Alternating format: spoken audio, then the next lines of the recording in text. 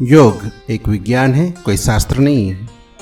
योग का इस्लाम, हिंदू, जैन या ईसाई से कोई संबंध नहीं। लेकिन चाहे जीसस, चाहे मोहम्मद, चाहे पतंजलि, चाहे बुद्ध, चाहे महावीर, कोई भी व्यक्ति जो सत्य को उपलब्ध हुआ है बिना योग से गुजरे हुए उपलब्ध नहीं हो सकता। योग के अतिरिक्त जीवन के परम सत्य तक पहुंचने का कोई उपाय नहीं है। जिन्हें हम धर्म कहते हैं वे विश्वासों के साथी हैं। योग विश्वासों का नहीं है, जीवन सत्य की दिशा में किए गए वैज्ञानिक प्रयोगों की सूत्रबद्ध प्रणाली है। इसलिए पहली बात जो आपसे मैं कहना चाहूंगा वो ये कि योग विज्ञान है, विश्वास नहीं। योग की अनुभूति के लिए किसी तरह की श्रद्धा आवश्यक नहीं है। योग के प्रयोग के लिए किसी तरह के अंधेपन की कोई जरूरत नहीं है। नास्तिक भी योग के प्रयोग में उसी तरह प्रवेश पा सकता है जैसे आस्तिक। योग नास्तिक आस्तिक की भी चिंता नहीं करता। विज्ञान आपकी धारणाओं पर निर्भर नहीं होता। विपरीत विज्ञान के कारण आपको अपनी धारणाएं परिवर्तित करनी पड़ती है। कोई विज्ञान आपसे किसी प्रकार की बिलीफ, किसी तरह की मान्यता की अपेक्षा नहीं करता है। विज्ञान सिर्फ प्रयोग की, एक्सपेरिमेंट की अपेक्षा करता है। विज्ञान कहता है करो, देखो। विज्ञान के सत्य चूंकि वास्तविक सत्य है, इसलिए किन्हीं श्रद्धाओं की उन्हें कोई जरूरत नहीं होती है। 2 और 2 4 होते हैं, माने नहीं जाते। और कोई न मानता हो तो वो खुद ही मुसीबत में पड़ेगा। उससे 2 और 2 4 का सत्य मुसीबत में नहीं पड़ता। विज्ञान मान्यता से शुरू नहीं होता। विज्ञान खोज से, अन्वेषण से शुरू होता है। वैसे ही योग भी मान्यता से शुरू नहीं होता। खोज, जिज्ञासा, अन्वेषण से शुरू होता है। इसलिए योग के लिए सिर्फ प्रयोग करने की शक्ति की आवश्यकता है, प्रयोग करने की सामर्थ्य की आवश्यकता है। खोज के साहस की जरूरत है और कोई भी जरूरत नहीं है। योग विज्ञान है। जब ऐसा कहता हूं तो मैं कुछ सूत्र की आपसे बात करना चाहूं जो योग विज्ञान के मूल आधार है। इन सूत्रों का किसी धर्म से कोई संबंध नहीं है। यद्यपि इन सूत्रों के बिना कोई भी धर्म जीवित रूप से खड़ा नहीं रह सकता। इन सूत्रों को किसी धर्म के सहारे की जरूरत नहीं है, लेकिन इन सूत्रों के सहारे के बिना धर्म एक क्षण भी अस्तित्व में नहीं रह सकता है। योग का पहला सूत्र। योग का पहला सूत्र है कि जीवन ऊर्जा है। Life is energy. जीवन शक्ति है। बहुत समय तक विज्ञान इस संबंध में राजी नहीं था, अब राजी है। बहुत समय तक विज्ञान सोचता था जगत पदार्थ है, मैटर है। लेकिन योग ने विज्ञान की खोज से हजारों वर्ष पूर्व से ही ये घोषणा कर रखी थी कि पदार्थ एक असत्य है, एक झूठ है, एक इल्यूजन है, एक भ्रम है। भ्रम का मतलब ये नहीं है कि नहीं है। भ्रम का मतलब जैसा दिखाई पड़ता है वैसा नहीं है, और जैसा है वैसा दिखाई नहीं पड़ता है। लेकिन विगत 30 वर्षों में विज्ञान को एक एक कदम योग के अनुरूप जुट जाना पड़ा है। 18वीं सदी में वैज्ञानिकों की घोषणा थी कि परमात्मा मर गया है, आत्मा का कोई अस्तित्व नहीं है, पदार्थ ही सब कुछ है। लेकिन विगत 30 वर्षों में ठीक उल्टी स्थिति हो गई है। विज्ञान को कहना पड़ा पदार्थ है ही नहीं, सिर्फ दिखाई पड़ता है। ऊर्जा ही सत्य है, शक्ति ही सत्य है, लेकिन शक्ति की तीव्र गति के कारण पदार्थ का भास होता है। दीवारें दिखाई पड़ रही है, अगर निकलना चाहे तो सिर टूट जाएगा। कैसे कहे कि दीवार भ्रम है? स्पष्ट दिखाई पड़ रही है, उनका होना है। पैरों के नीचे जमीन अगर ना हो तो आप खड़े कहां रहेंगे? नहीं, इस अर्थों में नहीं विज्ञान कहता है कि पदार्थ नहीं है। इस अर्थों में कहता है कि जो हमें दिखाई पड़ रहा है वैसा नहीं है। अगर हम एक बिजली के पंखे को बहुत तीव्र गति से चलाएं तो उसकी 3 पकड़ियां 3 दिखाई पड़नी बंद हो जाएगी, क्योंकि पकड़ियां इतनी तेजी से घूमेगी कि उनके बीच की खाली जगह इससे पहले कि आप देख पाए भर जाएंगी। इससे पहले कि खाली जगह आंख की पकड़ में आए, कोई पंखड़ी खाली जगह पर आ जाएगी।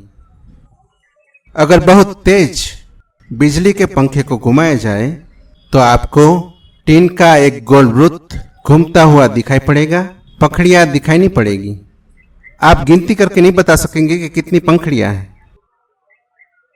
अगर और तेजी से घुमाया जा सके तो आप पत्थर फेंककर पार नहीं निकाल सकेंगे, पत्थर इसी पार गिर जाएगा।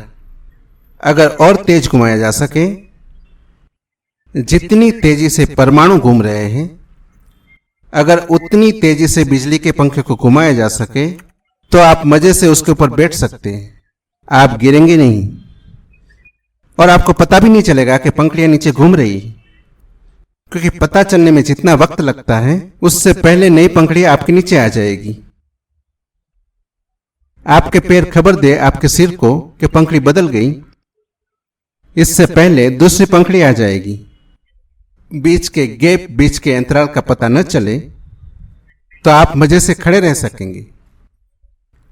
ऐसे ही हम खड़े हैं अभी भी, अणु तीव्रता से घूम रहे हैं। उनके घूमने की गति तीव्र है, इसलिए चीजें ठहरी हुई मालूम पड़ती है। जगत में कुछ भी ठहरा हुआ नहीं है, और जो भी चीजें ठहरी हुई मालूम पड़ती हैं वे सब चल रही है। अगर वे चीजें ही होती चलती हुई तो भी कठिनाई न थी। जितना ही विज्ञान परमाणु को तोड़कर नीचे गया है तो उसे पता चला है कि परमाणु के बाद कोई फिर पदार्थ नहीं रह जाता, सिर्फ ऊर्जा कण, इलेक्ट्रॉन्स रह जाते हैं, विद्युत कण रह जाते हैं। उनको कण कहना भी ठीक नहीं है, क्योंकि कण से पदार्थ का ख्याल आता है। इसलिए अंग्रेजी में एक नया शब्द उसे गढ़ना पड़ा। उस शब्द का नाम है क्वांटा। क्वांटा का मतलब है कण भी कण नहीं है, कण भी और लहर भी एक साथ। विद्युत की तो लहरें हो सकती है, कण की नहीं हो सकती। शक्ति की लहरें हो सकती है, कण नहीं हो सकती। लेकिन हमारी भाषा पुरानी है, इसलिए हम कण कहे चले जाते हैं। ऐसे कण जैसी कोई चीज भी नहीं है। अब विज्ञान की नजरों में यह सारा जगत ऊर्जा का, विद्युत की ऊर्जा का विस्तार है। योग का पहला सूत्र यही है, जीवन ऊर्जा है, शक्ति है। दूसरा सूत्र योग का, शक्ति के दो आयाम हैं, एक अस्तित्व और एक अनस्तित्व। शक्ति अस्तित्व में भी हो सकती है और अनस्तित्व में भी हो सकती है। अनस्तित्व में जब शक्ति होती है तो जगत शून्य हो जाता है, और जब अस्तित्व में होती है तो सृष्टि का विस्तार हो जाता है। जो भी चीज है, योग मानता है वो नहीं हो भी सकती है। जो भी है वो न होने में भी समा सकती है। जिसका जन्म है उसकी मृत्यु है, जिसका होना है उसका न होना है। जो दिखाई पड़ती है वो न दिखाई पड़ सकती है। योग का मानना है इस जगत में प्रत्येक चीज दोहरे आयाम की है, डबल डायमेंशन की है। इस जगत में कोई भी चीज एक आयामी नहीं है। हम ऐसा नहीं कह सकते कि एक आदमी पैदा हुआ और फिर नहीं मरा। हम कितना ही लंबाए उसके जीवन को, फिर कर हमें पूछना पड़ेगा कि कभी तो मरा होगा, कभी तो मरेगा। ऐसी धारणा भी बनानी असंभव है कि एक छोर हो जन्म का और दूसरा छोर मृत्यु का ना हो। दूर हो, कितना ही दूर हो, अंतहीन मालूम पड़े, लेकिन दूसरा छोर अनिवार्य है। एक छोर के साथ दूसरा छोर वैसे ही अनिवार्य है जैसे एक सिक्के के दो पहलू अनिवार्य है। अगर एक ही पहलू का कोई सिक्का हो सके तो असंभव मालूम होता है, ये नहीं हो सकता। दूसरा पहलू होगा ही, क्योंकि एक पहलू को होने के लिए ही दूसरे पहलू को होना पड़ेगा।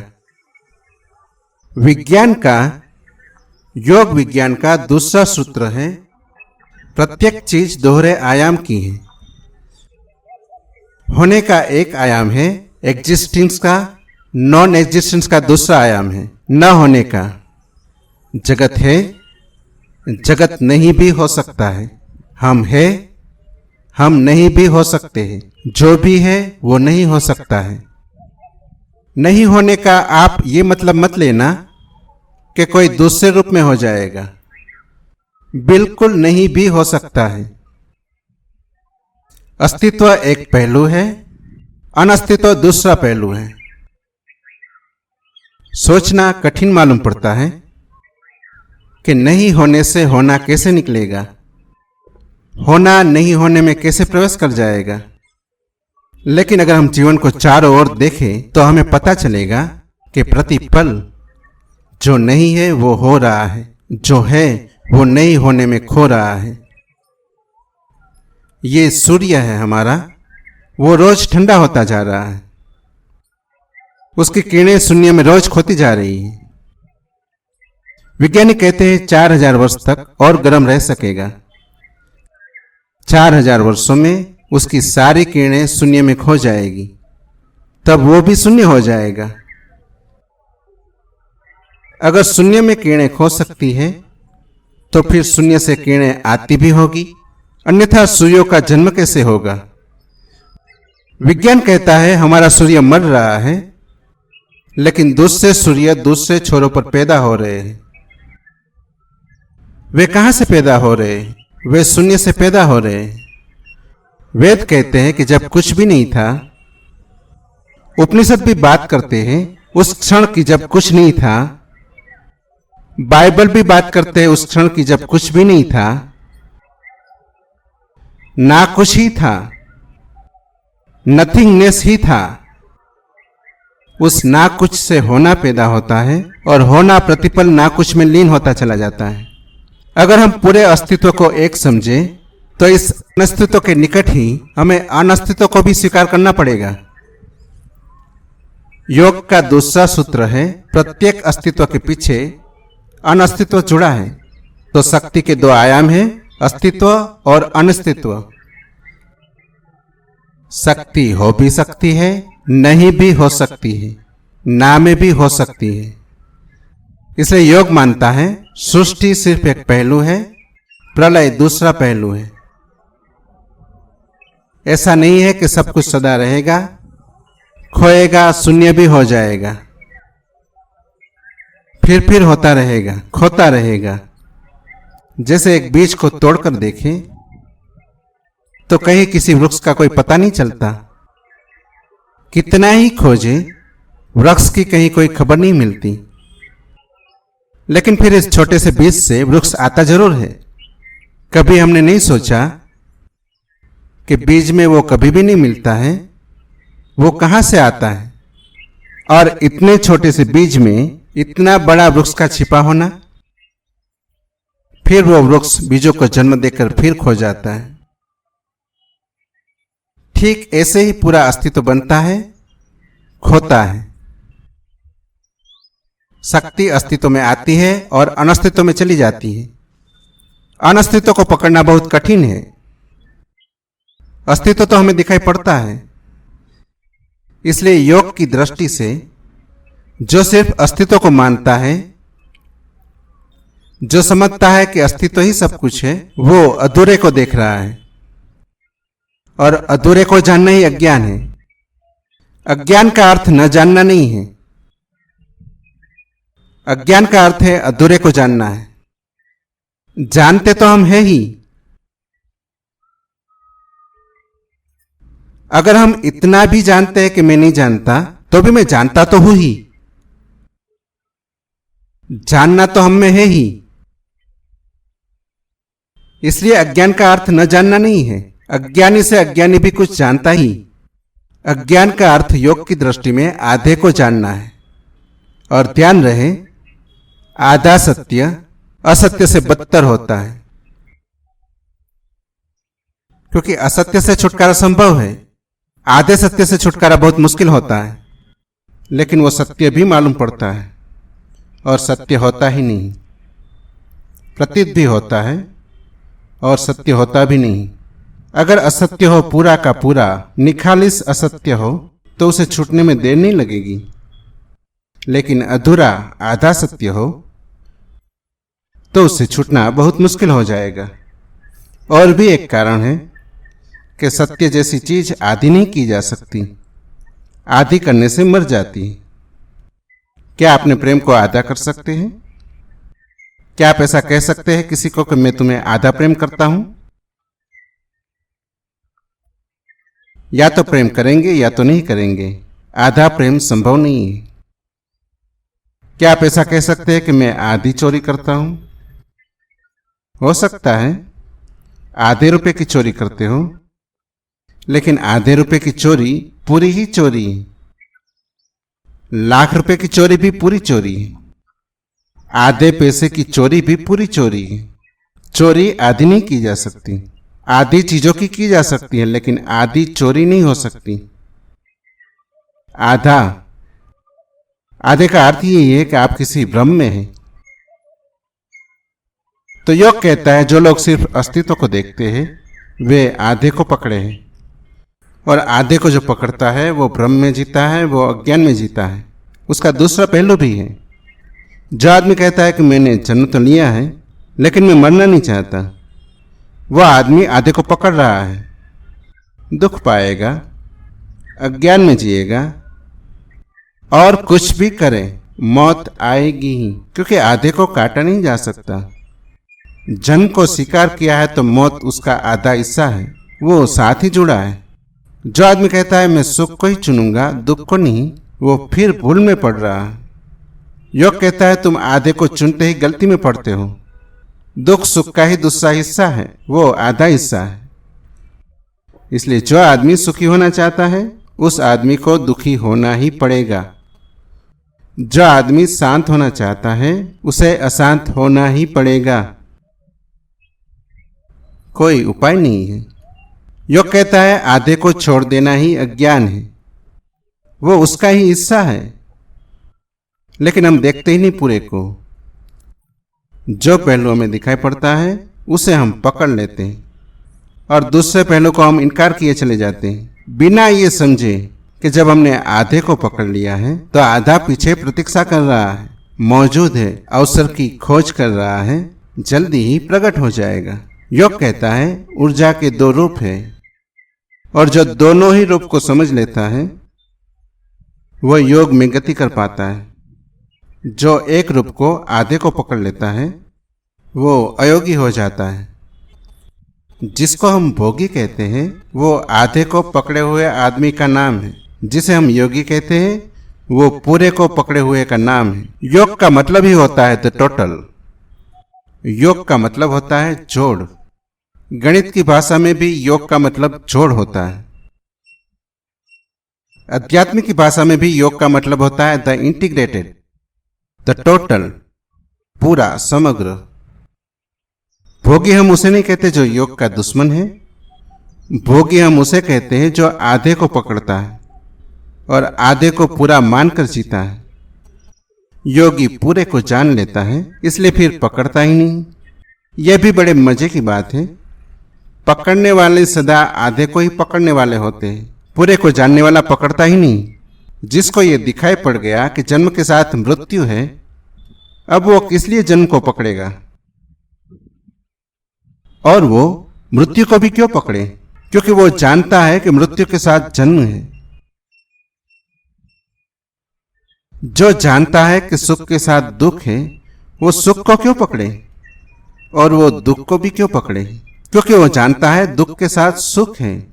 असल में वो जानता है कि सुख और दुख एक ही सिक्के के दो पहलू हैं, दो चीजें नहीं।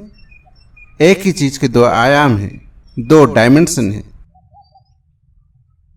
इसलिए योगी पकड़ने के बाहर हो जाता है, क्लिंगिंग के बाहर हो जाता है। दूसरा सूत्र ठीक से समझ लेना जरूरी है कि ऊर्जा शक्ति के दो रूप है और हम सब एक रूप को पकड़ने की कोशिश में लगे होते हैं। कोई जवानी को पकड़ता है तो फिर बुढ़ापे में दुख पाता है। वो जानता नहीं कि जवानी का दूसरा हिस्सा बुढ़ापा है। असल में जवानी का मतलब है वो स्थिति जो बूढ़ी होती जा रही है। जवानी का मतलब है बुढ़ापे की यात्रा। बूढ़ा आदमी इतनी जोर से बूढ़ा नहीं होता।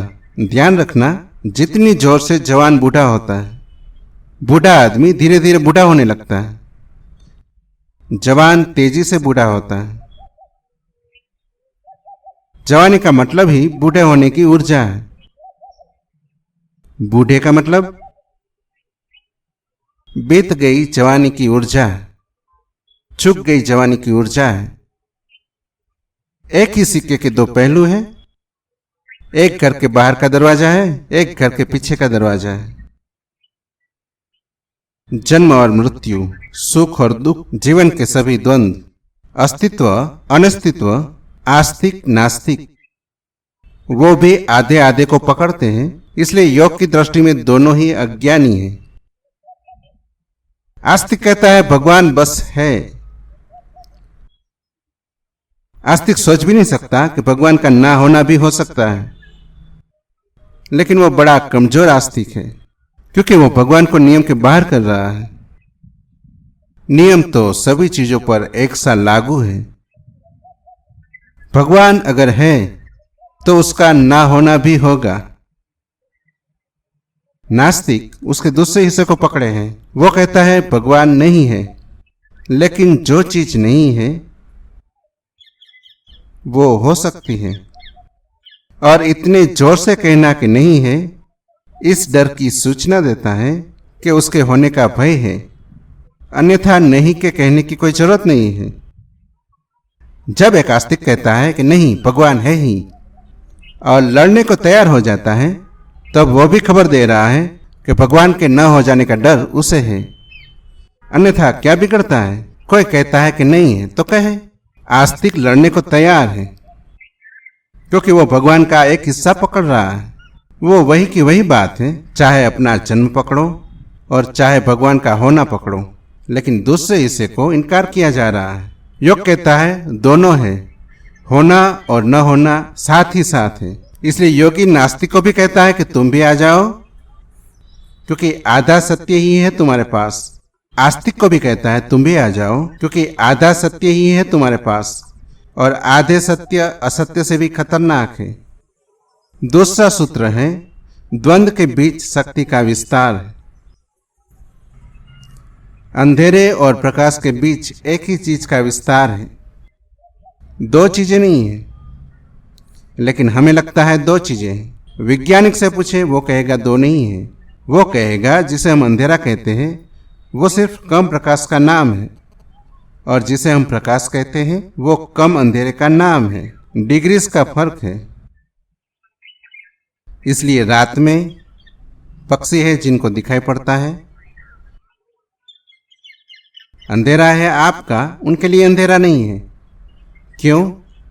उनकी आंखें इतने धीमे प्रकाश को भी पकड़ने में समर्थ है। ऐसा नहीं है कि धीमा प्रकाश ही पकड़ में नहीं आता, बहुत तेज प्रकाश भी आंख की पकड़ में नहीं आता। अगर बहुत तेज प्रकाश आपकी आंख पर डाला जाए, आंख तत्काल अंधी हो जाएगी, देख नहीं पाएगी। देखने की एक सीमा है, उसके नीचे भी अंधकार है, उसके ऊपर भी अंधकार है।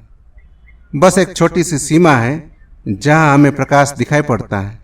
लेकिन जिसे हम अंधकार कहते हैं वे भी प्रकाश की तरतमताएं हैं, वे भी डिग्रीज हैं। उनमें जो अंतर है वो क्वालिटेटिव नहीं है, क्वांटिटेटिव। गुण का कोई अंतर नहीं है, सिर्फ परिमाण का अंतर है। गर्मी और सर्दी का कभी ख्याल किया है? हम समझते हैं 2 चीजें हैं, नहीं, वो 2 चीजें नहीं है। गर्मी सर्दी से समझना बहुत आसान पड़ेगा,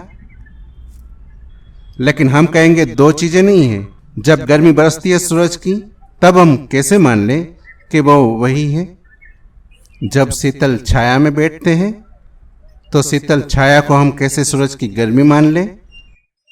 नहीं, मैं ये नहीं कह रहा हूं कि आप एक मानकर शीतल छाया में बैठना छोड़ दें। मैं इतना ही कह रहा हूं, जिसे आप शीतल छाया कह रहे हैं वो गर्मी की ही कम मात्रा है, और जिसे आप सख्त धूप कह रहे हैं वो शीतलता की ही कम हो गई मात्रा है।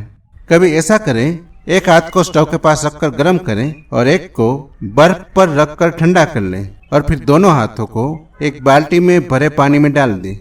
तब आप बड़ी मुश्किल में पड़ जाएंगे कि बाल्टी का पानी गर्म है या ठंडा। एक हाथ कहेगा ठंडा है, एक हाथ कहेगा गर्म है, और एक ही बाल्टी का पानी दोनों नहीं हो सकता। और आपके दोनों हाथों में से 2 खबरें आ रही हैं। जो हाथ ठंडा है उसे पानी गर्म मालूम होगा, और जो हाथ गर्म है उसे पानी ठंडा मालूम होगा। ठंडक और गर्मी रिलेटिविटी है, सापेक्ष है। योग का दूसरा सूत्र है जीवन और मृत्यु, अस्तित्व और अनस्तित्व, अंधकार प्रकाश, बचपन बुढ़ापा, सुख दुख, सर्दी गर्मी, सब रिलेटिविटीज हैं, सब सापेक्षताएं हैं। ये सब एक ही चीज के नाम हैं। बुराई भलाई, यहां जरा कठिनाई हो सकती है, क्योंकि ठंडे और गर्मी को मान लेना बहुत आसान है, एक सी होगी, बहुत हर्ज भी नहीं होता। लेकिन राम और रावण तो जरा अड़चन हो सकती है।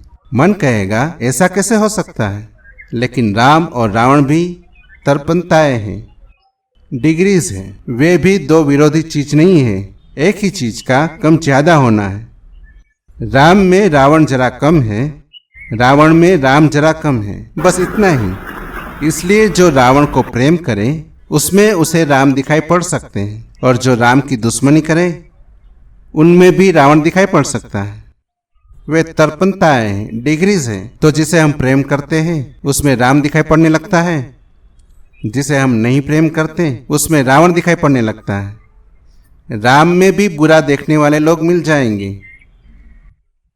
रावण में भी भला देखने वालों की कोई कमी नहीं है। तरपणताएं हैं,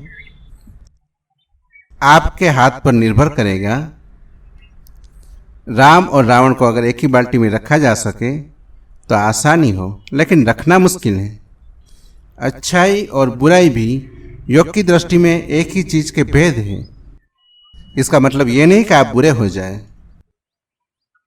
इसका ये मतलब नहीं है कि आप अच्छाई छोड़ दें।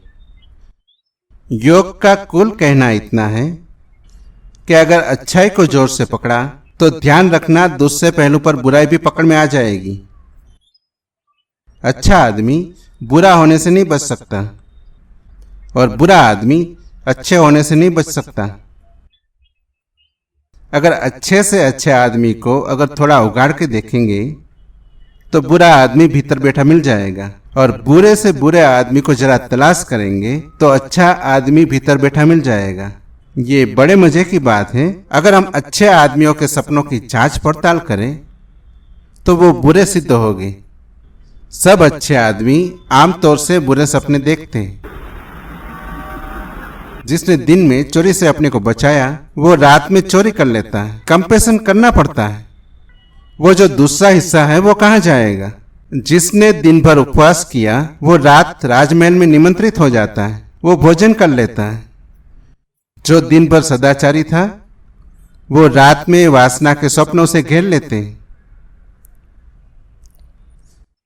इसलिए अगर भले आदमी को शराब पिला दे तब आपको पता चलेगा कि उसके भीतर कौन बैठा है। शराब किसी को बुरा नहीं बना सकती। शराब में वैसा कोई गुण नहीं है बुरा बनाने का। शराब में सिर्फ एक गुण है कि वो जो दूसरा पहलू है उसे उगाड़ देता है। इसलिए अक्सर शराब पीने वाले लोग शराब पीने के बाद अच्छे मालूम पड़ेंगे। मैंने सुना है एक आदमी के बाबत, एक दिन वो सांझ अपने घर लौटा। उसकी पत्नी बहुत हैरान हुई। उसकी पत्नी ने कहा कि मालूम होता है कि तुम आज शराब पीकर आ गए हो। उस आदमी ने कहा कैसी बातें कर रहे हो, मैंने शराब बिल्कुल नहीं पी है। उसकी पत्नी ने कहा कि ये तुम्हारा व्यवहार बता रहा है कि तुम पीकर आ रहे हो। उस आदमी ने कहा कि हे परमात्मा, ये कैसी अजीब दुनिया है। वह जो रोज शराब पीकर आता था आज पीकर नहीं आया है।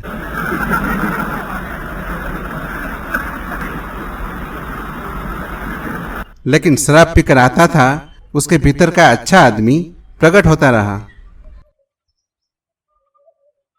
आमतौर से जिन्हें हम बुरे आदमी कहते हैं उनके भीतर अच्छे आदमी छिपे रहते हैं, और जिनको हम अच्छे आदमी कहते हैं उनके भीतर बुरे आदमी छिपे रहते हैं। हालांकि जब अच्छे आदमी के भीतर का बुरा आदमी काम करता है बुरा, तो भी अच्छे का बहाना लेकर करता है। अगर अच्छा बाप अपने बेटे की गर्दन दबाता है तो सीधी नहीं दबाता। सिद्धांत, नीति, शिष्टाचार, अनुशासन, इन सब का बहाना लेकर दबाता है।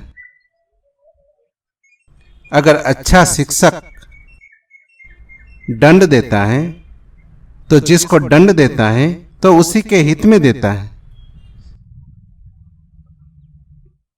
अच्छा आदमी अगर बुरा भी करता है तो अच्छी खूंटी पर ही टांगता है बुराई को, और बुरा आदमी अगर अच्छे काम भी करता है तो स्वभावतः उसके पास बुराई की ही खूंटी होती है, वो उसी पर टांगता है। लेकिन जो भी एक पहलू को पकड़ेगा उसके भीतर दूसरा पहलू सदा मौजूद रहेगा। योग कहता है दोनों को समझ लो और पकड़ो मत। इसलिए पहली बार योग की खबर पश्चिम में पहुंची तो वहां के विचारक बहुत हैरान हुए, क्योंकि उन विचारकों ने कहा नीति की, मोरालिटी की तो कोई जगह ही नहीं है। ये सारे योग में कुछ नैतिकता का स्थान ही नहीं मालूम पड़ता। जिन लोगों ने पश्चिम में पहली बार योग की खबरें सुनी उन्होंने कहा कि इसमें कहीं भी नहीं लिखा हुआ है, जैसा कि 10 कमांडमेंट्स में ईसाइयों के, ये मत करो, ये मत करो, ये मत करो, ये बुरा है, ये बुरा है, ये बुरा है। डॉट्स की कोई बात ही नहीं है। ये कैसा योग? लेकिन विज्ञान कभी भी पक्ष की बात नहीं करता। विज्ञान तो निष्पक्ष दोनों बातों को खोलकर रख देता है। योग कहता है ये बुराई है, ये अच्छाई है, और दोनों एक ही सिक्के के पहलू हैं। अगर तुम एक को भी पकड़ोगे तो दूसरा तुम्हारे भीतर छिपा हुआ मौजूद रहेगा। तुम दोनों को समझ लो और पकड़ो मत। इसलिए योग अच्छे और बुरे दोनों के पार हो जाना है। योग सुख और दुख का अतिक्रमण है। योग जन्म और मृत्यु का अतिक्रमण है। योग अस्तित्व और अनस्तित्व का अतिक्रमण है। दोनों के पार, बियॉन्ड है। ये दूसरा सूत्र ठीक से समझ ले तो आगे बहुत सी बातें समझनी आसान हो जाएगी। प्रत्येक चीज का दूसरा पहलू सदा मौजूद है। इसलिए जब भी आप एक चीज को पकड़ते हो ध्यान में ले लेना, उससे उल्टा भी आपने पकड़ लिया है। जब आपने किसी को प्रेम से कहा है कि अब मैं तुमसे मिल गया, अब मैं कभी बिछड़ना न चाहूंगा, तब आप ठीक से समझ लेना कि आपके मिलन में विरह मौजूद है, वो घटित होकर रहेगा। असल में मिलते वक्त प्रेमी भी यही कहता है कि मुझे बहुत डर लग रहा है कि कहीं हम बिछड़ न जाए। वो दूसरा पहलू उसको भी पता चल रहा है, नहीं तो मिलते क्षण में विरह की क्या बात है। जब मिले हैं तो मिले हैं, लेकिन मिलते क्षण में विरह पीछे छाया की तरह खड़ा है। जब किसी को आप मित्र बनाए, तब समझ लेना कि एक आदमी और शत्रु पैदा कर लिया। ये तो पक्का है कि बिना मित्र बनाए शत्रु नहीं बनाया जा सकता। सीधा शत्रु बनाने का अब तक कोई उपाय नहीं खोजा गया। शत्रु को भी मित्र होने की प्रक्रिया से गुजरना पड़ता है। अगर शत्रु भी बनना हो तो मित्र होने के रास्ते से जाना पड़ता है। तो जब मित्र बनाए, तब योग कहता है कि जानना कि शत्रु छाया की तरह पीछे खड़ा है। जीवन के प्रत्येक भाग में विपरीत को सदा स्मरण रखना, तो क्लीनिंग पकड़ छूट जाएगी। तब सुख आपके द्वार पर दस्तक देगा, तो आप उसके पीछे जाकर देख लेंगे कि दुख को जरूर साथ लाया होगा। लाता ही है, वो उसकी छाया है, वो उसके बिना कभी नहीं आता है। और जब दुख आए तो योग में प्रवेश व्यक्ति के लिए सुख आता है तो आ जाने देता है, बहुत स्वागत नहीं करता, क्योंकि वो जानता है कि पीछे तुम किसको लिए हो। और अगर दुख आता है तब उसे भी स्वागत से बिठा देता है, क्योंकि वो जानता है कि तुम किसे पीछे लाए हो। सुख और दुख में वो सम हो जाता है। सम का सिर्फ एक ही आधार है कि प्रत्येक चीज अपने विरोध से अनिवार्य रूप से जुड़ी हुई है। विरोध के बिना अस्तित्व नहीं है। जिससे हमने प्रेम किया है, उससे हमने घृणा के बीज बो दिए हैं। जिससे हम मिले हैं, उससे हमने विरह का मार्ग तय किया है। जिसने हमने अपना बनाया, उसे हमने पराये बनाने का सूत्र सिखा दिए। जो यशस्वी हुआ, उसने अपने अपमान के लिए बीज बोए। जो जीता, उसने हार को निमंत्रण दिया है। लाओ त्से ने एक दिन अपने मित्रों को कहा था कि मुझे जिंदगी में कोई हरा नहीं सकता। स्वभावतः उसके मित्र चुप हो गए। उन्होंने पूछा, हमें भी वो बताओ राज, वो सीक्रेट, कि तुम्हें कोई हरा क्यों नहीं सकता। हम भी किसी से हारना नहीं चाहते। तब लाओ त्से खिलखिला के हंसने लगा और उसने कहा कि गलत लोगों को मैं सूत्र न बताऊंगा। उन्होंने कहा, कैसे गलत लोग? हमें जरूर बताओ वो मार्ग जिससे हम हार न सके। लाओ त्से ने कहा, तुम तो हारोगे ही, क्योंकि जो हारना नहीं चाहता उसने हार को निमंत्रण दे दिया। हमारा सूत्र यही है कि हमें कोई कभी हरा न सका, क्योंकि हमने कभी जीतना ही न चाहा। क्योंकि जो जीतना चाहेगा वो हारेगा। लाओ त्से एक जंगल से गुजरता था अपने शिष्य को लेकर। सारा जंगल कट रहा है। हजारों कारीगर वृक्षों को काटते हैं। सिर्फ एक वृक्ष है जो कि खड़ा है, उसे कोई छूता भी नहीं। लाओ त्से ने कहा कि जाओ इस वृक्ष से पूछो कि इसके बचने का राज क्या है। क्या इसे योग के सूत्र पता चल गए हैं? क्या ये ताओ को जान गया? जब सारा जंगल कटता है तो ये वृक्ष क्यों नहीं कटता? लाओ त्से ने कहा था तो उसके शिष्य गए। मुश्किल में वे पड़े कि वृक्ष से क्या पूछेंगे। वृक्ष के चारों तरफ घूमे, लेकिन वृक्ष से क्या पूछे। बात सच थी, एक पत्ता भी किसी ने नहीं तोड़ा था, एक शाखा भी नहीं कटी थी। 1000 बैलगाड़ियां ठहर सके उतनी दूर तक उसकी शाखाओं का फैलाव था। बड़ी घनी छाया थी। फिर उन्होंने सोचा कि चलकर उन कारीगरों से ही पूछ ले जो पड़ोसी वृक्षों को काट रहे हैं। उन कारीगरों से उसने पूछा कि इस वृक्ष के बचने का राज क्या है, इसे क्यों नहीं काटा। उन कारीगरों ने कहा कि यह वृक्ष बहुत अजीब है। इसकी लकड़ियां इतनी इर्छी तिरछी है कि वे फर्नीचर के काम में नहीं आ सकती। उन्होंने कहा काट के कम से कम ईंधन तो बना सकते हो। उन्होंने कहा यह वृक्ष बड़ा अजीब है, इससे इतना धुआं निकलता है कि इसका कोई ईंधन नहीं बना सकता। उन्होंने कहा यह वृक्ष बिल्कुल बेकार है, इसको काटना बेकार मेहनत खराब करनी है। उन्होंने लौटकर लाओसे से कहा कि राज ये है कि वृक्ष बिल्कुल बेकार है, लकड़ियां सीधी नहीं, धुआं छोड़ती हैं, पत्ते किसी दवा के काम नहीं आते, कोई जानवर तक पत्ते खाने को राजी नहीं है। यह वृक्ष बड़ा बेकार है। लाओसे ने कहा कि धन्य है ये वृक्ष, इसकी शाखाओं ने सीधे होने की कोशिश नहीं की, इसलिए वे कटने से बच गई। जो वृक्ष सीधे होने की कोशिश में है, देखते हो कटे जा रहे हैं। इस वृक्ष के पत्तों ने कुछ होने की कोशिश नहीं की, स्वादिष्ट होने की कोशिश नहीं की, इसलिए कोई तोड़ने नहीं आया। यह वृक्ष कुछ होने की कोशिश नहीं करता, इसलिए है और अपने पूरे आनंद में मग्न है। लाओसे ने कहा यही तरकीब मेरी है, मुझे कभी कोई हरा नहीं सका क्योंकि हम जीतने ही नहीं गए। मैं सदा से हारा ही हुआ हूं, इसलिए मुझे हराना मुश्किल है। एक बार लाओसे ने कहा, एक आदमी ने सुनकर कि लाओसे को कोई हरा नहीं सकता, एक गांव में उन्हें चुनौती कर दी। गांव में लाओसे रुका था। किसी से कहा होगा कि मुझे कोई हरा नहीं सकता। गांव में खबर पहुंच गई।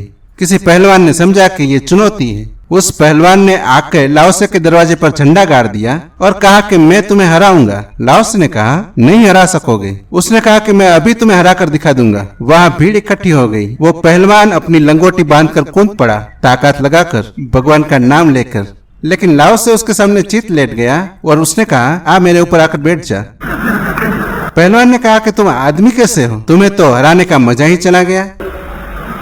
लाओसे ने कहा मैंने पहले ही कहा था मुझे अब तक कोई हरा नहीं सका क्योंकि हम पहले से ही हारे हुए हैं।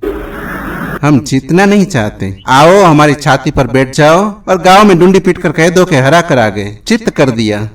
उस पहलवान ने कहा कि ऐसे आदमी के ऊपर बैठना बेकार है। वो पहलवान उसके पैर छूकर अपने घर चला गया। उसने कहा कि झगड़ा व्यर्थ है। योग कहता है द्वंद्व में चुनाव व्यर्थ है। योग कहता है वो जो दो दिखाई पड़ते हैं जीवन में सदा, उसमें चुनना ही मत। वे दोनों एक दूसरे के ही रूप है, सिर्फ धोखा है। चेहरा और है, पीछे कुछ और है। अस्तित्व अनस्तित्व, जीवन मृत्यु, सुख दुख, अच्छा बुरा, नीति अनीति, धर्म अधर्म, सब एक ही चीज के विस्तार है। साधु चोर, इनको चुनना ही मत, इनको समझ लेना। इनको समझ लेने से अतिक्रमण उपलब्ध हो जाता है। योग का दूसरा सूत्र है शक्ति ऊर्जा। अस्तित्व और अनस्तित्व में डोलती रहती, और जहां पहाड़ उठते हैं शक्ति के, वहां शक्ति की खाइयां भी बन जाती, और जहां अस्तित्व निर्मित होता है वहां अनस्तित्व भी मौजूद होता है। जहां सृष्टि होती है वहां प्रलय भी होता है। इसलिए इस देश में सृजन को अकेला नहीं, साथ में प्रलय को भी एक साथ सोचा है। सृष्टि के साथ प्रलय, होने के साथ न होना। सब चीजें जो होती है न होने की यात्रा पर है, और जो नहीं हो गई है वे होने की यात्रा पर वापस लौट रही है। सागर में आपने लहर देखी है? जो लहर ऊपर उठी है वो गिरने की यात्रा पर है, और जो खाई उसके नीचे बन गई है वो उठने की यात्रा पर है। सब चीजें प्रतिपल अपने से विपरीत में प्रवेश कर रही है। सब चीजें अपने से विपरीत में प्रवेश कर रही है। जिसे ये दिखाई पड़ जाता है उसकी आकांक्षा, उसकी कामना, उसकी वासना तिरोहित हो जाती है। छोड़ता नहीं है वो वासना, वासना तिरोहित हो जाती है, क्योंकि वासना चुनाव, चॉइस का नाम है। योग का तीसरा सूत्र अस्तित्व के दो रूप है।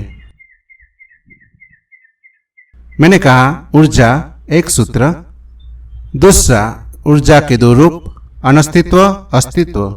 फिर तीसरा सूत्र अस्तित्व के दो रूप, एक जिसे हम चेतन कहें और एक जिसे हम अचेतन कहें।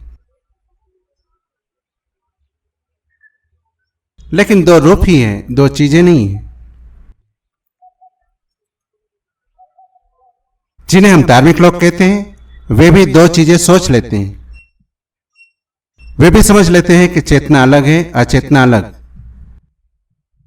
शरीर अलग, आत्मा अलग। ऐसी अलगता नहीं।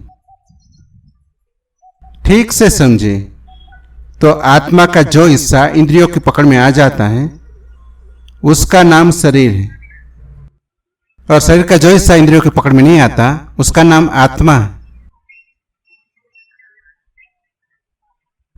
चेतन और अचेतन अस्तित्व के दो रूप हैं। एक पत्थर पड़ा है, वो है लेकिन अचेतन है। आप उसके पड़ोस में खड़े हैं, आप भी हैं। होने में कोई फर्क नहीं, दोनों एग्जिस्टेंस है, दोनों का अस्तित्व है, लेकिन एक चेतन है और एक अचेतन है। लेकिन चेतन पत्थर बन सकता है और आप पत्थर बन सकते हैं, कन्वर्टेबल। इसलिए तो आप गेहूं खा लेते हैं और खून बन जाता है। इसलिए तो आपके शरीर में लोहा जाता है और जीवंत हो जाता है। अगर हम आदमी के शरीर का सब सामान निकालकर बाहर टेबल पर रख दें तो कोई 50 रुपए से ज्यादा का सामान नहीं निकलेगा। थोड़ा सा लोहा है, एल्यूमिनियम है, फास्फोरस है, तांबा है, ये सब चीजें निकलेगी। और बड़ा हिस्सा तो पानी का है। कोई 50 रुपए का सामान है आदमी के भीतर, लेकिन आदमी के भीतर होकर वो चेतन और जीवित है।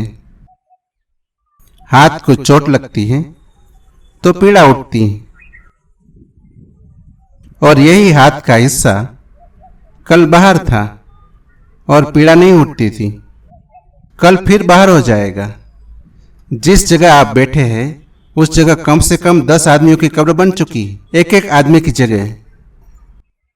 पूरी पृथ्वी पर जितने लोग अब तक हुए हैं उन सब का अनुपात इतना है कि जहां भी हम खड़े हैं उस जमीन की मिट्टी में, उस छोटे से 1 वर्ग फीट में कम से कम 10 आदमियों का शरीर मिट्टी हो चुका है।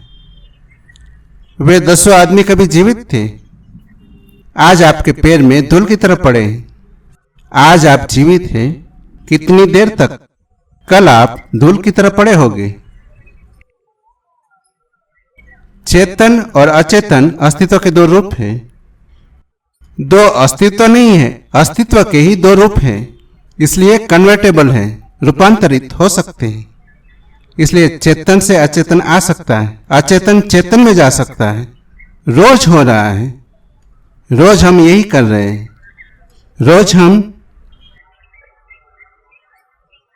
जड़ अचेतन को भोजन बना रहे हैं और हमारे भीतर वो चेतन बनता जाता है। रोज हमारे भीतर से मन निष्कासित हो रहा है बहुत रूपों में और जड़ होता जा रहा है। आदमी इधर से चेतन होता है, उधर से अचेतन होता है, इधर से अचेतन को लेता है और भीतर चेतन होता जाता है। चेतन और अचेतन भी दो चीजें नहीं है। इसमें भी बड़ी भूल होती रही है। नास्तिक कहते हैं सिर्फ अचेतन ही है, लेकिन उनको बड़ी मुश्किल पड़ती है समझाने में। उनको मुश्किल पड़ती है कि सिर्फ अगर अचेतन है तो फिर चेतन कहां से आता है। तो फिर मार्क्स जैसे नास्तिकों को कहना पड़ता है ये बाय प्रोडक्ट है, चेतना कोई असली चीज नहीं है, ये तो पदार्थ के मिलने जुलने से पैदा हो गई घटना है, ये कोई वस्तु नहीं है, इवेंट। चार्वाक को कहना पड़ता है कि यह आदमी की चेतना वैसी ही है जैसे पान वाला पान बनाता है, कत्था और चुना को लगाता है, और फिर जब आप पान खाते हैं तो लाल रंग पैदा हो जाता है। वो लाल रंग न तो अकेले चुने में है, न अकेले कत्थे में है, न अकेले पान में है, उन सब के मिलने से पैदा हो जाता है। वो संघट परिणाम है, वो बाय प्रोडक्ट है, वो एपिफिनामिनिन है। जैसे कि शराब बनती है, जिन जिन चीजों से बनती है उनको अलग अलग ले ले तो नशा नहीं आता, इकट्ठा करते हैं तो नशा आ जाता है। तो नास्तिक को चाहे चार्वाक हो या चाहे मार्क्स हो, उनकी भाषा में थोड़ा फर्क पड़ता है। बाकी उनकी कठिनाई तो यही पड़ती है कि चेतना तो दिखाई तो पड़ती है, उसे समझाए कैसे। तो एक ही रास्ता है उनके पास, तो वो ये कहे कि अचेतन की चीजें मिलकर चेतना पैदा हो जाती। लेकिन वो बड़ी अवैज्ञानिक बात है और मार्क्स जैसे वैज्ञानिक होने का दावा करने वाले आदमी के मुंह में ये बिल्कुल शोभा नहीं देती, क्योंकि जिससे जो चीज पैदा होती है वो उसी में कहीं ना कहीं छिपी होनी चाहिए, अन्यथा पैदा नहीं हो सकती। अगर पान में लाल रंग आ जाता है तो माना कि एक एक चीज में वो अलग नहीं था, लेकिन वो लाल रंग उन सब में छिपा था, जुड़कर प्रकट हुआ, अलग अलग में दिखाई नहीं पड़ता था। ऑक्सीजन और हाइड्रोजन को अलग अलग हम पी ले तो प्यास नहीं बुझेगी। न हाइड्रोजन में पानी है और न ऑक्सीजन में पानी है, लेकिन दोनों को मिलाकर पानी बन जाएगा और फिर प्यास बुझ जाएगी। ये पानी कहाँ से आया? ये पानी ऑक्सीजन और हाइड्रोजन में था, लेकिन दोनों मिले तो ही प्रकट हो सकता है। आप अकेले कमरे में बैठे हुए थे, मैं आपके कमरे में आ गया और हम दोनों ने बातचीत शुरू कर दी। ये बातचीत आसमान से नहीं आ गई, मेरे भीतर भी थी, आपके भीतर भी थी। लेकिन अगर आप अकेले कमरे में बोलते तो पागल समझे जाते। मैं आ गया तब आप पागल नहीं समझे जाते। अब प्रकट होने की सुविधा हो गई। जो भी चीज प्रकट होती है वो जिनसे प्रकट होती है उनमें गुप्त होती है, छिपी होती है। इसलिए नास्तिकों के लिए दावे कि चेतना पदार्थ से ऐसे ही प्रकट हो गई है नहीं, थी नहीं, अत्यंत अवैज्ञानिक है, योग मानने को तैयार नहीं है। आस्तिक भी उससे उल्टी बातें करते हैं, उनकी भी तकलीफ यही है, उल्टे हिस्से है। वे कहते हैं पदार्थ है ही नहीं, जड़ कुछ है ही नहीं, सब परमात्मा ही परमात्मा है। तो फिर सवाल उठता है कि ये सब जो चारों तरफ दिखाई पड़ रहा है वो कहां से पैदा होता है? तो शंकर कहते हैं माया है, इल्यूजरी है ही नहीं। ये भी शैडो एग्जिस्टेंस है नहीं। वही तकलीफ जो नास्तिक की है वही तकलीफ आस्तिक की है। तकलीफ ये है कि दूसरे को कैसे समझाओगे, वो भी है, तो उसके लिए फिर चक्केदार तर्क खोजने पड़ते हैं और वे तर्क कभी भी कुछ सिद्ध नहीं कर पाते। योग कहता है दोनों है, इसलिए योग किसी चक्करदार तर्क में नहीं पड़ता। वो कहता है दोनों है और वो ये भी कहता है दोनों दो नहीं है, अन्यथा फिर दोनों को जोड़ने का उपद्रव होगा कि दोनों को जोड़े कैसे। दोनों एक ही के दो रूप है। जैसे मेरे दोनों हाथ हैं, बाएं और दाएं, ये दो दिखाई पड़ते हैं, ये मेरे लिए दो नहीं है। ये आपको दिखाई पड़ते हैं, दो मालूम होंगे, मेरे लिए एक ही शक्ति दोनों पर फैली है। हालांकि मजे की बात है, मैं चाहूं तो दोनों हाथों को लड़ा सकता हूं और दोनों एक ही ऊर्जा है। चेतन और अचेतन एक ही अस्तित्व के दो छोर हैं। चेतन अचेतन हो सकता है, अचेतन चेतन होता रहता है। ये तीसरा सूत्र है योग का। यह सूत्र समझ लेने जरूरी है, क्योंकि फिर इन्हीं सूत्रों के ऊपर योग की सारी साधना का भवन खड़ा होता है। चेतन अचेतन। अब विज्ञान को राजी हो गई है ये बात भी।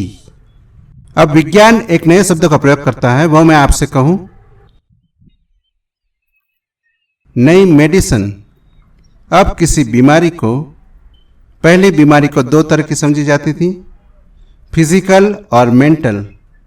एक मानसिक बीमारी है और एक शारीरिक बीमारी है, क्योंकि मन अलग है और शरीर अलग है। अब चिकित्सा शास्त्र एक नए शब्द का प्रयोग करता है, साइकोसोमेटिक या सोमेटोसाइकिक। अब चिकित्सा शास्त्र कहता है कोई बीमारी न तो अकेली मानसिक है और न अकेली शारीरिक है, बीमारी मनोशारीरिक है, साइकोसोमेटिक। दोनों ही छोर उसके हैं। अगर आपका मन बीमार हो जाए तो आपका शरीर भी बीमार हो जाता है, और अगर आपका शरीर बीमार हो जाए तो आपका मन भी बीमार हो जाता है। जब हम आपको शराब पिलाते हैं तो आपके मन को नहीं पिलाते। शराब तो आपके पेट में जाती है, आपके लीवर में जाती है, आपके पाचन यंत्र में जाती है, आपके मन में नहीं जाती शराब। लेकिन जैसे ही शराब शरीर में जाती है, मन अनगल बातें बकने लगता है, नहीं बोलना चाहिए वो बकने लगता है। तो शराब तो शरीर में गई, लेकिन मन तक प्रभाव पहुंच गया। और जब मन रुग्ण होता है, चिंतित होता है, दुखी होता है, तो शरीर तत्काल उदास, बीमार और रुग्ण हो जाता है। अगर मन में बीमारी डाल दी जाए तो शरीर बीमार हो जाता है। थोड़े से वर्षों पहले अमेरिका में एक कानून बनाना पड़ा, एंटी हिप्नोटिक एक्ट बनाना पड़ा, एक कानून बनाना पड़ा सम्मोहन के विरोध में, क्योंकि एक छोटे से कॉलेज के हॉस्टल में एक अनूठी घटना घट गई, दुर्घटना घट गई। 4 लड़के हिप्नोटिज्म की एक किताब पढ़ रहे थे और उसमें लिखा था कि मन जो भी मानने को राजी हो जाए वो हो जाता है। उन चारों ने कहा कि हम प्रयोग करके देखेंगे, और अपने 5वें साथी को उसने लेटाया और जो उस किताब में लिखा था उस बाती बेहोशी के सुझाव दिए। 10 मिनट तक वो चारों लड़के कमरे में अंधेरा करके जोर जोर से उस लड़के को कह रहे थे कि तुम बेहोश हो रहे हो, तुम बेहोश हो रहे हो। वो लड़का 10 मिनट में गहरी नींद में सो गया और बेहोश हो गया। जब उन्होंने उसके हाथ पर पिन चुभाई और उसे पता न चला, और जब उन्होंने उसके मुंह में मिट्टी रख दी और उन्होंने कहा कि तुम ये मिठाई खा रहे हो, और उसने मिठाई की तरह स्वाद से उस मिट्टी को खाया, तब तो उनकी गति बढ़ती चली गई। उन्होंने उस लड़के को उठाया, नाचने के लिए कहा कि तुम नृत्यकार हो, तो वो नाचने लगा। और उसको उन्होंने कहा कि तुम पागल हो गए हो, तो वो पागल हो गया। फिर उन्हें आखिरी बात सूझी। उन्होंने उस लड़के को कहा कि अब तुम मर गए हो, और वो लड़का मर गया। इसलिए एक कानून बनाना पड़ा, अब कोई व्यक्ति किसी को बिना उसकी आज्ञा के या सरकारी आज्ञा के या किसी यूनिवर्सिटी में रिसर्च करते समय या किसी डॉक्टर की निरीक्षण में प्रयोग करते समय ये सम्मोहन कर सकता है। हर कोई हर किसी को सम्मोहित नहीं कर सकता। वो लड़का मर ही गया। फिर उन्होंने बहुत कहा कि अब तुम जिंदा हो जाओ, लेकिन अब वहां कोई सुनने वाला नहीं था, नहीं तो वो जिंदा हो जाता। वो मर ही चुका था। 1952 में घटी इस घटना से सारी दुनिया को चकित कर दिया। जब आपको कोई जोशी बता देता है कि आप फला दिन मर जाएंगे, तो मर सकते हैं, इसलिए नहीं कि जोशी सही कहता है। अगर ये ख्याल आपके मन में बैठ जाए कि फला दिन मर सकते हैं, तो जरूर मर जाएंगे। इसमें जोशी सही कहता है ऐसा नहीं है, लेकिन ये विचार अगर मन में गहरे बैठ जाए तो मृत्यु घटित हो सकती है। सब तरह की बीमारियां पैदा की जा सकती है मन में विचार डालकर, और सब तरह की बीमारियों को प्रभावित किया जा सकता है ठीक होने की दिशा में मन में विचार डालकर। एक आदमी के घर में आग लग गई थी। वो 2 साल से लकवे से बीमार पड़ा था, उठ नहीं सकता था, सब इलाज हो गए थे। घर में आधी रात आग लगी तो सारे घर के लोग बाहर निकल गए। जब बाहर निकले तब उन्हें ख्याल आया कि घर के बूढ़े का क्या हुआ। उनको तो लकवा है, वे तो आ नहीं सकते। लेकिन तभी उन्होंने देखा कि बूढ़ा अकेला नहीं आ रहा है, अपने पैसों की पेटी लिए बाहर चला आ रहा है। तब तो वो बड़े चकित हुए, क्योंकि वो आदमी उठ भी नहीं सकता था। जब वो बीच में आके खड़ा हो गया, तब सबने कहा कि आप और चले। उस आदमी ने कहा कि मैं और कैसे चल सकता हूं। वो वापस वहीं गिर पड़ा। लकवा वापस लौट आया। ये क्या हुआ?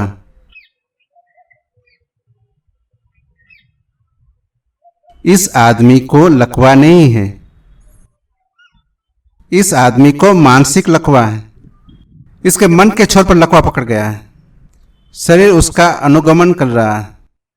इससे उल्टा भी हो सकता है कि किसी आदमी के शरीर को लकवा पकड़ा हो और उसका मन अगर इनकार कर दे तो शरीर को लकवा चलाना मुश्किल हो जाएगा। इसलिए जो लोग संकल्पवान हैं वे किसी भी बीमारी से जूझ सकते हैं, और जो लोग संकल्पहीन हैं वे किसी भी झूठी बीमारी से परेशान हो सकते हैं। योग का कहना है कि हमारे भीतर शरीर और मन ऐसी 2 चीजें नहीं है। हमारे भीतर चेतन और अचेतन ऐसी 2 चीजें नहीं है। हमारे भीतर एक ही अस्तित्व है जिसके ये 2 छोर हैं, और इसलिए किसी भी छोर से प्रभावित किया जा सकता है। तिब्बत में एक प्रयोग है जिसका नाम है हीट योग, उष्णता का योग। तो तिब्बत में सैकड़ों फकीर हैं ऐसे जो नंगे बर्फ पर बैठे रह सकते हैं और उसके शरीर से पसीना निकलता रहता है। इस सब की वैज्ञानिक जांच परख हो चुकी है, इस सब की डॉक्टरी जांच परख हो चुकी है और चिकित्सक बड़ी मुश्किल में पड़ गए हैं कि ये क्या हो रहा है। एक आदमी बर्फ पर बैठा है नंगा, चारों तरफ बर्फ पड़ रही है, बर्फीली हवाएं बह रही हैं और उसके शरीर पर पसीना बह रहा है। क्या हुआ इसको? यह आदमी योग के सूत्र का प्रयोग कर रहा है। इसने मन से मानने को इनकार कर दिया कि बर्फ पड़ रही है। ये आंख बंद करके ये कह रहा है कि बर्फ नहीं पड़ रही। ये आंख बंद करके ये कह रहा है कि सूरज तपा है और धूप बरस रही है। और ये आदमी आंख बंद करके कह रहा है कि मैं गर्मी से तड़पा जा रहा हूं। शरीर उनका अनुसरण कर रहा है, वो पसीना छोड़ रहा है। दक्षिण में एक योगी थे, ब्रह्म योगी। उन्होंने कलकत्ता यूनिवर्सिटी, रंगून यूनिवर्सिटी और ऑक्सफोर्ड तीनों जगह कुछ प्रयोग करके दिखाया। वे किसी भी तरह का जहर पी लेते थे और आधा घंटे के भीतर उस जहर को शरीर के बाहर पेशाब से निकाल देते थे। किसी भी तरह का जहर उनके खून में कभी मिश्रित नहीं होता था। सब तरह के एक्स-रे परीक्षण हुए और मुश्किल में पड़ गई बात कि क्या मामला है। और वो आदमी सिर्फ इतना कहता था कि मैं सिर्फ इतना जानता हूं कि मैं मन को कहता हूं कि मैं स्वीकार नहीं करूंगा जहर, बस इतना मेरा अभ्यास है। लेकिन रंगून यूनिवर्सिटी में प्रयोग करने के बाद वे मर गए। जहर खून में पहुंच गया। आधा घंटे तक ही उनका संकल्प काम कर पाता था, इसलिए आधे घंटे के पहले जहर को शरीर के बाहर कर देना जरूरी था। आधा घंटे के बाद शक उनको भी पकड़ने लगता था कि कहीं जहर मिल ही न जाए। आधा घंटे तक वो अपने संकल्प को मजबूत रख पाते थे। आधा घंटे के बाद शक उनको भी पकड़ने लगता था कि जहर मिल न जाए। शक बड़ी अजीब चीज है। जो आदमी आधा घंटे तक जहर को अपने खून से दूर रखे, उनको भी पकड़ जाता है कि कहीं पकड़ न जाए जहर। वो रंगून यूनिवर्सिटी से जहां ठहरे थे, वहां से एक कार से निकले और कार बीच में खराब हो गई और वो अपने स्थान पर 30 मिनट के बजाय 45 मिनट में पहुंचे, लेकिन बेहोश पहुंचे। वे 15 मिनट उनकी मृत्यु के कारण बने। सैकड़ों योगियों ने खून की गति पर नियंत्रण घोषित किया है। कहीं से भी कोई भी वेन काट दी जाए, खून उनकी आज्ञा से बहेगा या बंद होगा। ये तो आप भी छोटा सा प्रयोग करें तो बहुत अच्छा होगा। अपनी नाड़ी को गिन ले और गिनने के बाद 5 मिनट बैठ जाए और मन में सिर्फ इतना सोचते रहे कि मेरी नाड़ी की रफ्तार तेज हो रही है, तेज हो रही है, तेज हो रही है।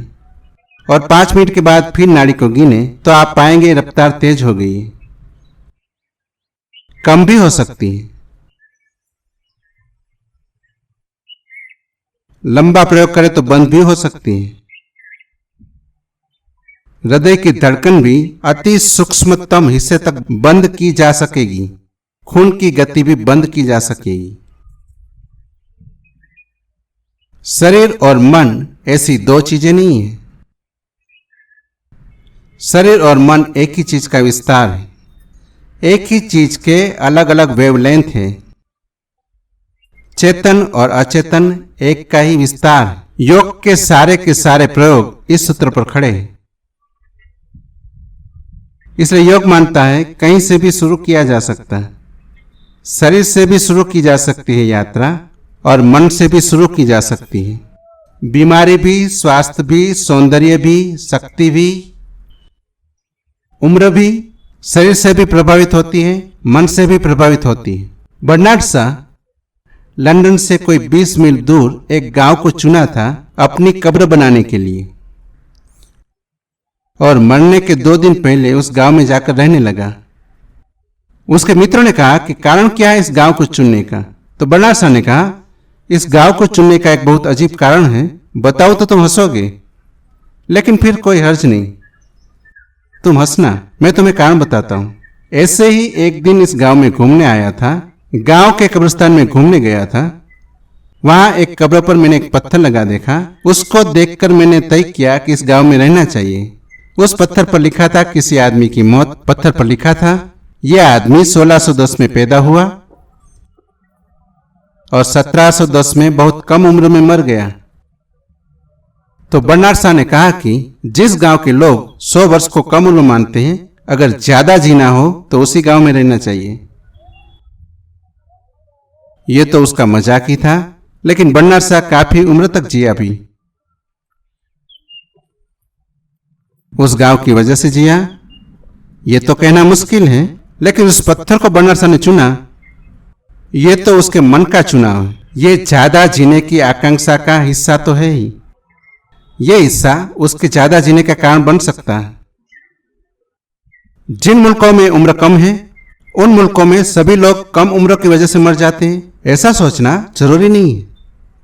उन मुल्कों में कम उम्र होने की वजह से हमारी उम्र की अपेक्षा ही कम हो जाती है।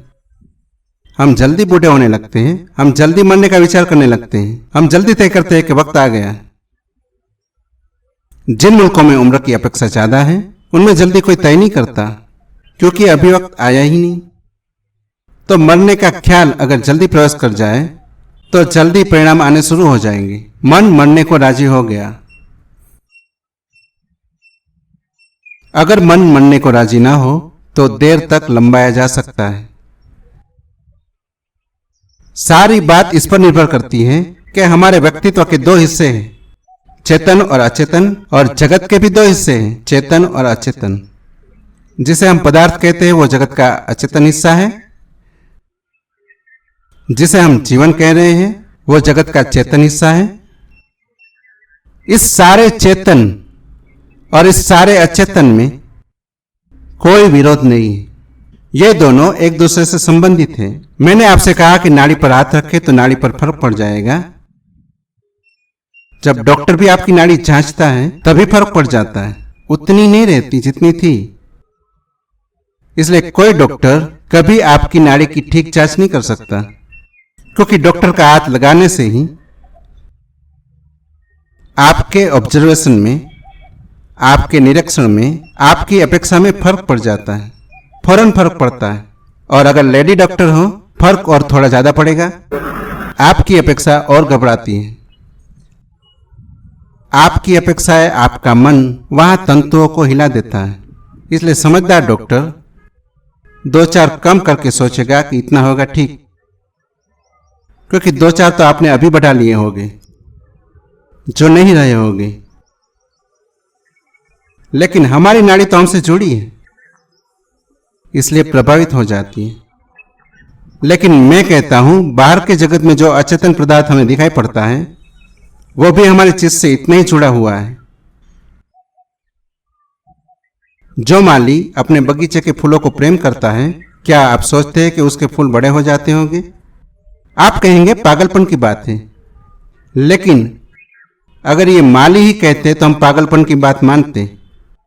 ऑक्सफोर्ड यूनिवर्सिटी में एक छोटी सी लेबोरेटरी है, डेलाबार लेबोरेटरी।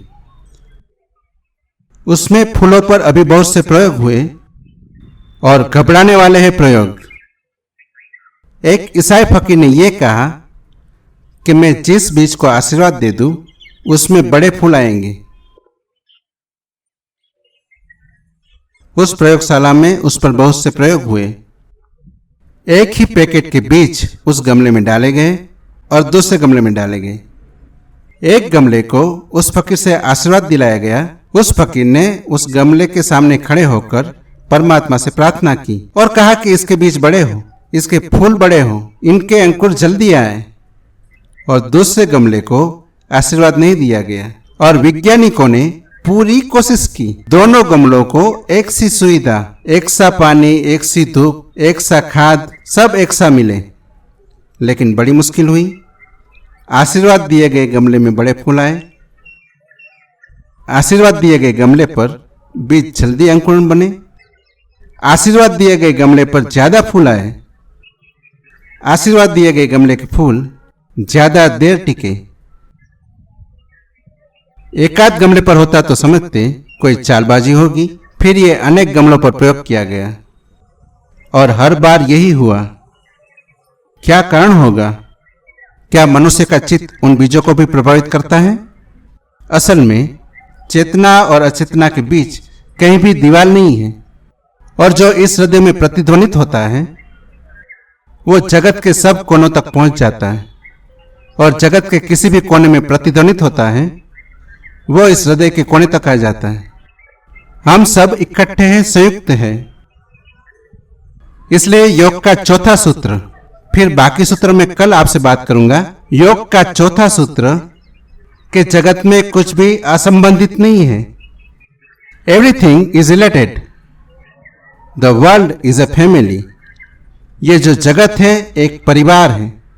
यहाँ असंबंधित कुछ भी नहीं है, यहाँ सब जुड़ा है। यहाँ टूटा कुछ भी नहीं है।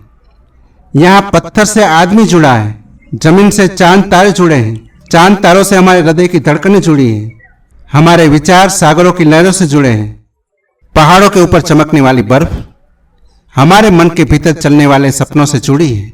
यहाँ टूटा हुआ कुछ भी नहीं है, यहाँ सब संयुक्त है, यहाँ सब इकट्ठा है। यहाँ अलग अलग होने का उपाय ही नहीं, क्योंकि यहाँ बीच में गैप नहीं जहाँ से चीजें टूट जाए। टूटा होना सिर्फ हमारा भ्रम है।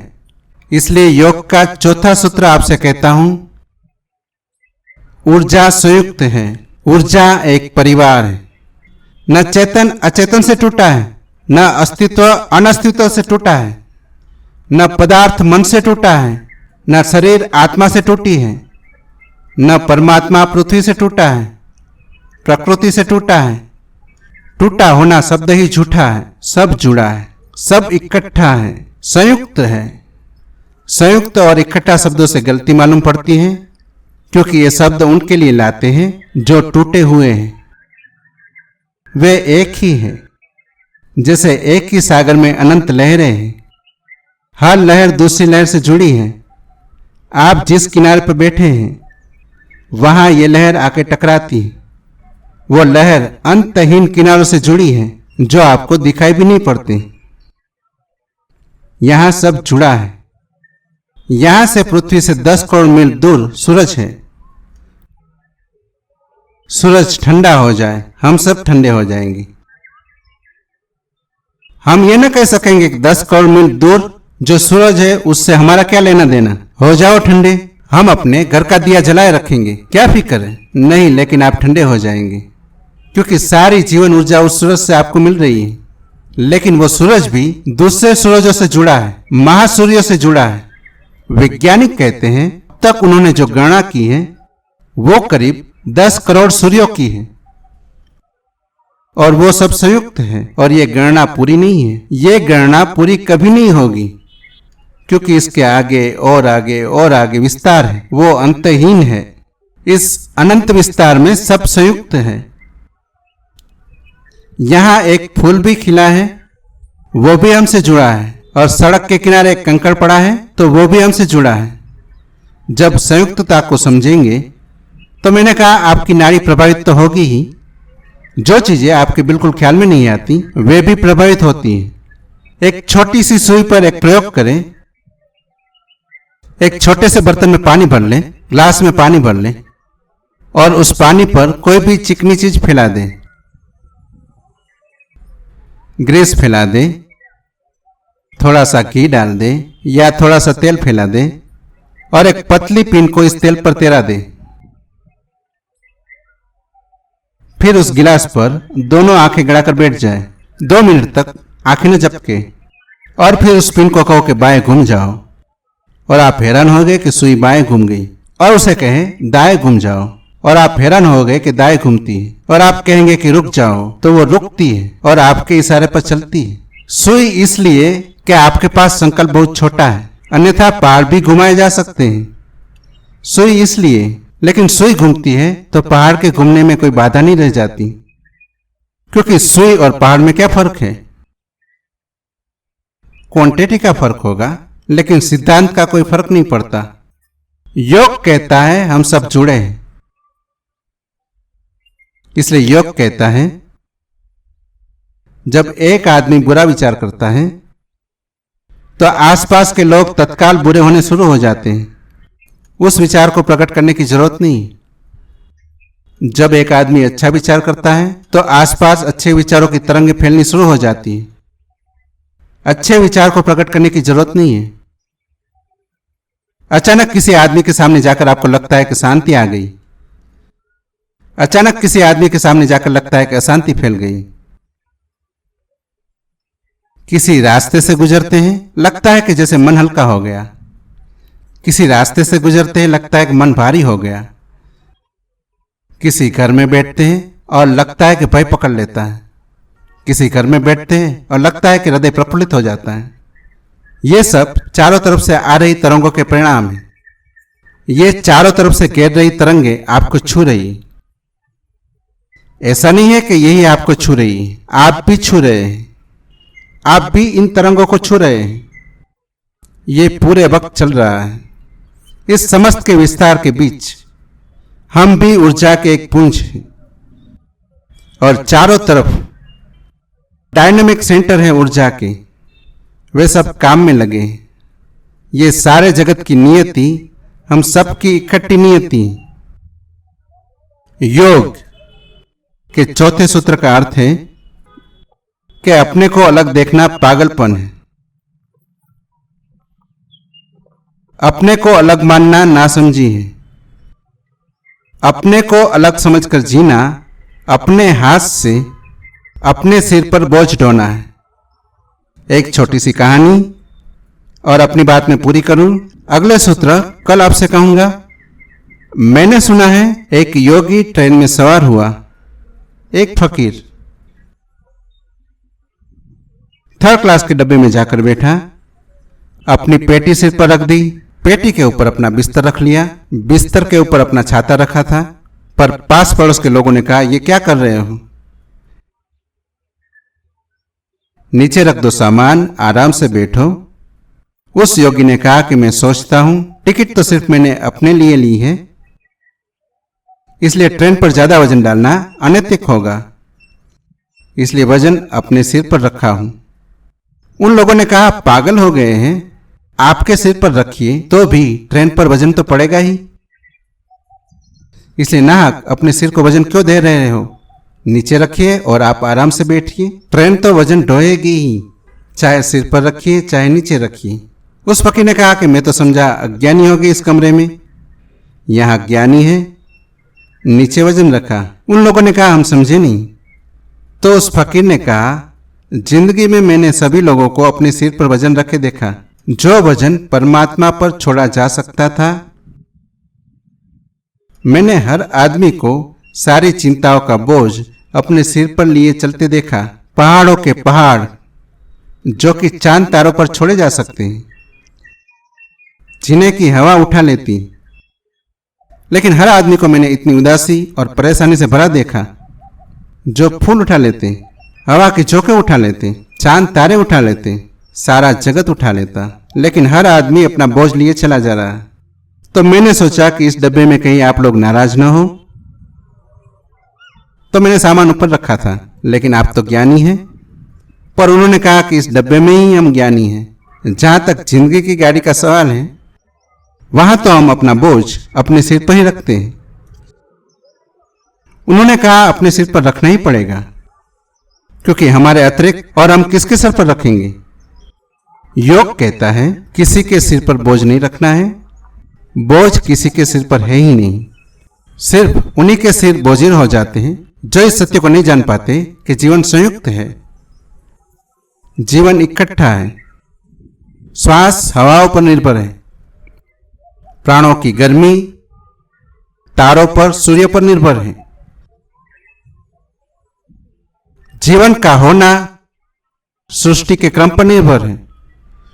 मृत्यु का होना जन्म का दूसरा पहलू है। ये सब हो रहा है, हम इन सब को सिर पर उठाकर रख लेते हैं। योग कहता है अगर हम ये सब देख पाए कि हम इस बड़े जाल के बीच छोटे से तंतु से ज्यादा नहीं। एक नदी में दो तिनके बह जाते थे। तेज थी धार नदी की और एक तिनका नदी की धार से लड़ने की कोशिश कर रहा था। उस नदी की धार में अपने को आड़ा डाल रखा था और नदी में बांध बांधने की कोशिश कर रहा था कि रोक दूंगा नदी को, कुछ फर्क न पड़ता था, बहा जाता था। तिनका ही था। नदी को खबर भी न थी कि किसी तिनके को बांध बांधने का ख्याल आ गया है। नदी को यह भी पता न था कि कोई तिनका लड़ रहा है। कहाँ होता पता नहीं नदी को। नदी भागी जा रही थी सागर की तरफ। वो तिनका बहा जा रहा है, लड़ा जा रहा है। उनके साथ एक दूसरा तिनका है। उसने नदी में अपने को सीधा छोड़ रखा है और वो सोच रहा है कि नदी को सहयोग दूं। और सोचता था कि नदी मेरे सहारे कितनी तेजी से बही जा रही है। इससे भी कोई फर्क न पड़ता था। नदी को कोई सहारा न मिलता था। नदी को उन दोनों तिनकों से कोई फर्क न पड़ता था, जो नदी को रोकता था उससे, जो लड़ता था उससे, जो नदी को सहयोग देता था, जो नदी को बहाता था उससे। लेकिन तिनकों को फर्क पड़ता था। जो लड़ रहा था वो व्यर्थ ही मारा जा रहा था। जो बह रहा था वो आनंद से धारा पर नाच रहा था। दोनों बहे जा रहे थे, एक लड़ता हुआ, मरता हुआ, परेशान, एक आनंद से पुलकित। लेकिन योग कहता है कि दोनों तिनके ही मत बनो, क्योंकि दोनों का भ्रम एक दूसरे से जुड़ा है। तुम जो समझो कि नदी बह रही है, न तुम्हें बहाना है। नदी बह रही है, न तुम्हें रोकना है। और तुम नदी के हिस्से हो जाओ, तिनके भी मत बनो, एक लहर बन जाओ। तब निर्भर हो जाओगे, वेटलेस हो जाओगे। तब कोई भार नहीं रह जाएगा। चौथा सूत्र, सारा जगत एक प्रवाह है ऊर्जा का। उसमें हम एक लहर से ज्यादा नहीं है। सब जुड़ा है। इसलिए जो यहां होता है वो सब जगह फैल जाता है, और जो सब जगह होता है वो सब जगह सिकुड़ जाता है। इस जगत में जो हो रहा है, हम साथीदार हैं, संयुक्त है, पार्टनरशिप है। उसमें कोई अलग अलग नहीं। अगर कोई चोर है तो मैं जिम्मेवार हूं। जरूर मेरी बुराइयों ने उसे चोर बनाने में सहयोग दिया होगा। और अगर कहीं कोई हत्यारा है तो मैं जिम्मेवार हूं। अगर कहीं कोई साधु है तो भी मैं जिम्मेवार हूं। इसका मतलब यह हुआ कि जिम्मेवारी की कोई जरूरत नहीं। कहीं भी जो हो रहा है उसमें मैं भागीदार हूं। और तब कोई दोष नहीं, तब हम अकेले नहीं हैं। पश्चिम में एक नया शब्द अकेलापन, अजनबीपन, स्ट्रेंजर की तरह एक एक आदमी हो गया है। हर आदमी को लग रहा है कि मैं अकेला हूं, कोई साथी नहीं। कभी पतियों को भ्रम होता था कि पत्नियां साथी हैं, कभी पत्नियां भ्रम पालती थी कि पति साथी है। अब सब भ्रम टूटे जा रहे हैं। पत्नी को पक्का नहीं कि पति साथी है, पति को पक्का नहीं है कि पत्नी साथी है। जब पति प्रेम कर रहा है तब भी पक्का नहीं है कि मन में डाइवोर्स का फॉर्म भर रहा हो। कुछ पक्का नहीं है, सब अनिश्चित है। और एक एक आदमी अकेला हो गया है, अलाइन हो गया है। इसलिए पश्चिम में इतनी चिंता है और इतना बोझ है। और एक एक आदमी दबा जा रहा है पहाड़ों से, और एक एक आदमी पागल हुआ जा रहा है। यहां भी वही हुआ जा रहा है। योग कहता है ना समझिए, तुम अकेले हो ये भी ना समझिए, जगत इकट्ठा है। जिस दिन कोई आदमी ऐसा समझ लेता है मैं सबके साथ इकट्ठा हूं, उसी दिन उसके ऊपर चिंता के सारे बोझ तिरोहित हो जाते हैं। उसी दिन से वो मुक्त हो जाता है। भीतर सब बंधन गिर जाते हैं। आज इतना ही।